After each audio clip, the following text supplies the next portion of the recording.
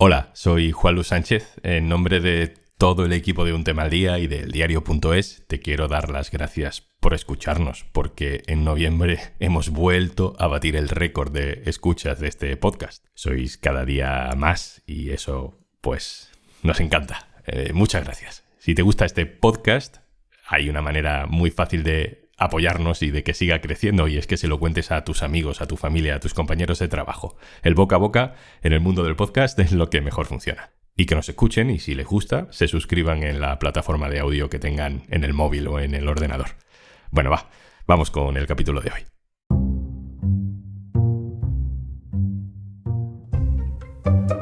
El teletrabajo venía para quedarse y era el futuro y nos haría mejores y más productivos y más felices y más conciliadores, y trabajar sería otra cosa. Pero parece que no. Soy Juan Luis Sánchez. Hoy en Un Tema al Día. ¿Se acabó la moda del teletrabajo?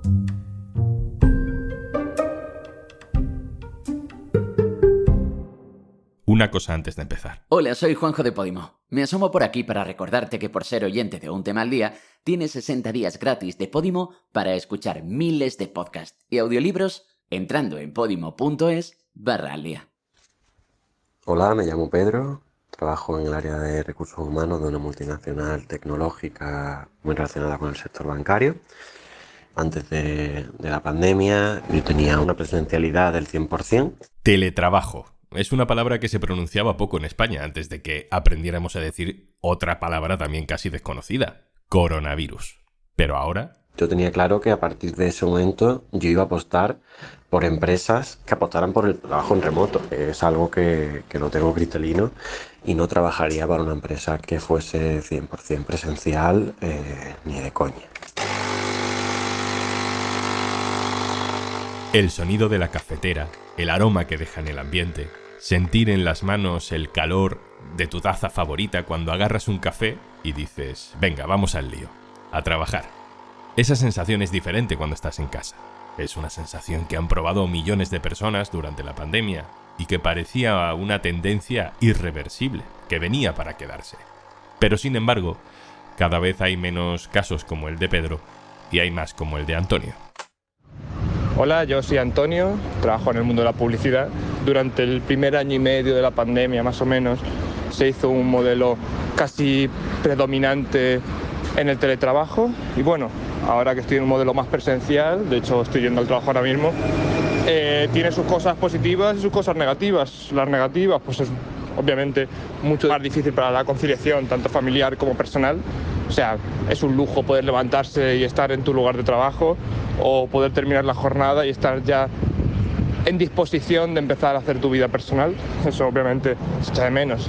Sobre todo teniendo en cuenta que la pandemia sí nos demostró algo, es que un trabajador puede ser igual de efectivo en su casa que en un entorno laboral. No todos los empresarios, ni siquiera los jefes de muchas empresas, no hace falta que sean los dueños, están de acuerdo con esa afirmación de que trabajamos igual en la oficina que en casa. Por eso cada vez hay menos teletrabajo. Aunque Pedro tiene claro que él es más productivo así. Un modelo de trabajo que realmente era productivo y podía hacer lo mismo desde casa sin necesidad de, gastar tiempo en desplazamientos, gastar tiempo en prepararte la comida el día antes para llevártela a la oficina, cargarla en el camino, etcétera. No gastaba tiempo en vestirme, ¿vale? Ponía cualquier cosa y a trabajar. Una de las pocas razones que está frenando algo la caída del teletrabajo es la retención del talento en sectores muy específicos o para tareas muy específicas. Es decir, hay gente que si quieres fichar, tienes que dejar que trabaje desde donde quiera. Por ejemplo, mi empresa, los últimos 4 fichajes, por así decirlo, han sido de fuera de Madrid. Si tuviéramos que aspirar solamente a gente de Madrid, pues igual no habríamos conseguido esas personas que han sido contratadas, porque han sido seleccionadas entre unos cuantos, ¿no? O sea, al final es como la mejor opción que tenemos. La forma en la que hemos trabajado toda la vida también tiene sus cosas buenas. A lo mejor el café no te sabe tan bien, pero a cambio la comunicación laboral es mucho más fácil, tienes a tus compañeros cerca para las alegrías y también para los desahogos, para rajar del jefe, o para pensar ideas fuera de reuniones formales? Tiene cosas positivas, por supuesto, que es pues poder conciliar también con tus compañeros, crear un espacio de trabajo más animado, más sociable que el teletrabajo, que es mucho más complicado en ese aspecto, pero considero como que en el futuro una solución óptima sería que fuese un modelo optativo, digamos, o sea, que fuese decisión del trabajador o en consenso con la empresa, que se pueda adaptar un modelo u otro en según qué casos, sobre todo pensando en personas con familias o con otro tipo de responsabilidades. Laura Olías, hola. Hola, ¿qué tal, Juanlu?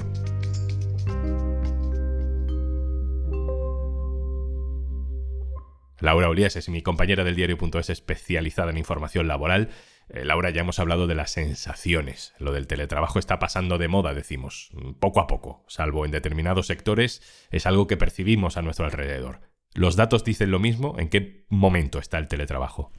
Pues ha caído, ahora mismo estamos con datos del tercer trimestre del año, con un 12% de trabajadores que dice que trabajan ocasionalmente o más de la mitad de los días de la semana. En concreto, más de la mitad de los días de la semana hay un 6,6% de trabajadores y los que dicen que lo hacen de manera ocasional, un 5,4%. ¿Y por qué crees tú que se está dejando atrás algo que hace un año decíamos que era el futuro? Pues hay varios motivos. En primer lugar, España tenía un teletrabajo que prácticamente se decía que era testimonial o era bajísimo antes de la pandemia. En 2019, justo antes, aunque había ido aumentando, las personas que trabajaban más de la mitad de la semana era un 4,8% y de manera ocasional un 3,5% de los trabajadores. Llega la pandemia y en España lo que pasa es que aterriza el teletrabajo de manera abrupta porque nos tienen que encerrar, todos lo recordamos, y la gente empieza a teletrabajar pues de sopetón y sin haber tenido experiencias previas. ¿Qué ha ocurrido después? Bueno, pues que en 2021 más o menos se mantuvo. Tenemos que recordar que el virus todavía estaba ahí, tenemos todavía muchas oleadas en 2021 de la pandemia, pero ya en 2022 estamos llegando a cierta normalidad. Entonces el teletrabajo está descendiendo. Desciende por un lado porque los centros de trabajo empezaron a abrir oficinas, entonces con ello se redujo el teletrabajo desde casa. Y otra de las cuestiones que analizan los sindicatos es el teletrabajo por cuidados, porque es verdad que en pandemia también se alteró muchísimo desde dejar a niños a cuidados en guarderías o a veces incluso extraescolares, había cierto temor, y también con personas mayores, centros de día, etc. Se cree que conforme se va normalizando también ese tipo de atención presencial en cuidados, también hay trabajadores que dejan de cuidar, trabajadores que en este caso son trabajadoras en su mayoría de casos. O sea que hay diferentes razones que llevan a que se está teletrabajando menos. Pero, ¿y una fórmula intermedia?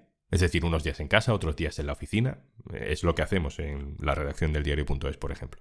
Pues el teletrabajo ocasional al principio aumentó, estaba descendiendo el teletrabajo de más de la mitad de los días desde casa y aumentaba el ocasional. Esto se veía como un cierto trasvase del teletrabajo a fórmulas híbridas, que se llama. Es decir, en lugar de estar todos los días teletrabajando desde casa, en la oficina planteaban, bueno, pues después de esta experiencia vamos a teletrabajar 2 días o 1 día. Cosa que antes no se hacía. Entonces, por eso estaba aumentando estas fórmulas de teletrabajo ocasional. ¿Qué pasa también?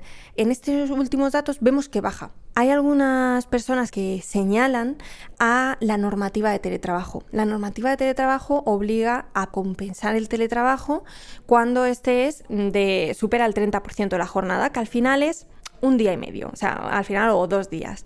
¿Qué pasa? Que en algunas empresas que pusieron o permitieron teletrabajar durante la pandemia, no se estaba compensando los gastos y se decía que era el teletrabajo pues por emergencia sanitaria y tal. Claro, ya pasa la emergencia sanitaria y tienen que pagar. Y hay empresas, por ejemplo, una trabajadora nos lo contaba, que decía, no, es que en mi empresa estábamos teletrabajando 2 días, pero como nos tendrían que pagar, me han bajado a 1 día. Y ahí puede que también haya cierto ajuste de empresas que desgraciadamente pues ante la obligación que tienen de pagar estén pensando reducir días.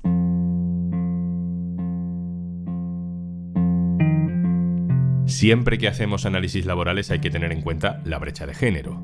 En este tema, Laura, ¿cómo influye? Pues aquí lo que se vio en pandemia fue una brecha desconocida, o sea, se creó una brecha nueva y la gente estaba un poco atendiendo a los datos diciendo ¿qué está pasando? Porque teletrabajaban más los hombres y así era en todos los datos anteriores. Se adjudicaba sobre todo, bueno, pues a que había mucho puesto de oficina, mucho puesto de directivo, más masculinizados, que son los que optaban al teletrabajo. Pero ¿qué pasó en pandemia? De repente las mujeres teletrabajaron mucho más que los hombres. Y entonces decimos, vale, entonces las excusas del tejido productivo ahora, ¿qué pasa? Y bueno, lo que se ha estado analizando y en sindicatos es lo que más ven, es que las mujeres, muchas fueran a casa a teletrabajar para cuidar. ¿Y qué está pasando? Que eso se está volviendo a reducir y en los últimos años la brecha se ha ido acortando y en los últimos datos que tenemos del tercer trimestre ya no hay más mujeres teletrabajando que hombres. Esto, por ejemplo, en UGT me señalaban que pensaban que era esa normalidad poco a poco también en temas de cuidados y claro, esto requiere un análisis porque el teletrabajo no puede ser una medida que esté impulsada por la necesidad de conciliar y que solo sean las mujeres las que concilian. Tal vez si facilita la conciliación, que es algo que a veces es innegable, lo que haya que hacer es un análisis más amplio en las empresas de ver quién está teletrabajando, por qué motivos y, por ejemplo, en algunos sindicatos dicen, bueno, si el teletrabajo es una buena medida para conciliar, también estos hombres que están teletrabajando deben conciliar más, hay que hablar de corresponsabilidad, pero desde luego creo que lo que hay que abordar el tema es desde mi perspectiva de género y ver que algo está pasando y cómo se puede abordar. ¿Hay por parte de los sindicatos alguna propuesta moderna desde la que se pueda negociar algo con las patronales sobre teletrabajo? En general, los sindicatos apuestan por el teletrabajo voluntario.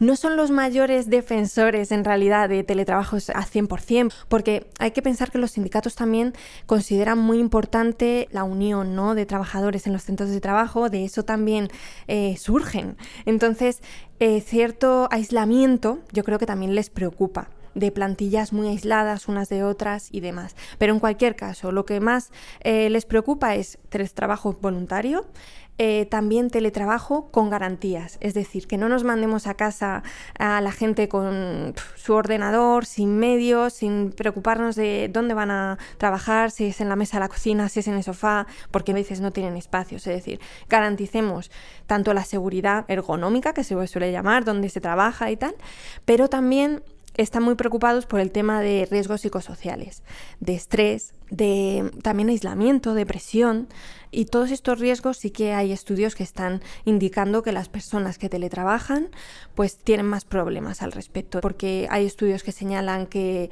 las fronteras entre el tiempo libre y el trabajo cuando estás en casa se difuminan mucho más, problemas para desconectar, alargamientos de jornada, que se piensa que uno se va a casa y luego está poniendo la lavadora, pero es que luego está echando muchísimas más horas y eso es un riesgo constatado. Entonces lo que piden es, vamos a abordar el teletrabajo con garantías. Tengo la sensación, Laura, de que en los casos donde el teletrabajo sí que ha sobrevivido incluso, al nacer como algo forzado, como algo no planificado, pues al final sigue teniendo mucho de improvisación, de parche. Hasta ahora sí. Hasta ahora ha habido mucha improvisación y fue lógico también porque teníamos tan poquito teletrabajo que las empresas se vieron obligadas a mandar a la gente un poco sin experiencia previa. Y algunas expertos en teletrabajo señalan que las empresas deben abordar en serio qué es el teletrabajo y ver si no es solo mandar a una persona a casa y mantener las mismas lógicas de trabajo que tenemos, de que el jefe levanta la mirada para ver cuántos trabajadores tienen el culo pegado a la silla. Y eso, que el teletrabajo abre nuevas perspectivas y nuevas formas de organizar el trabajo que a lo mejor no se están haciendo tanto. Ya hemos descubierto el teletrabajo, se puede teletrabajar, pues ahora vamos a ver cómo se puede hacer mejor. Todavía estamos un poco en pañales, yo creo. Laura Olías, especialista en información laboral del diario.es. Muchas gracias, un abrazo. Gracias a vosotros, un abrazo.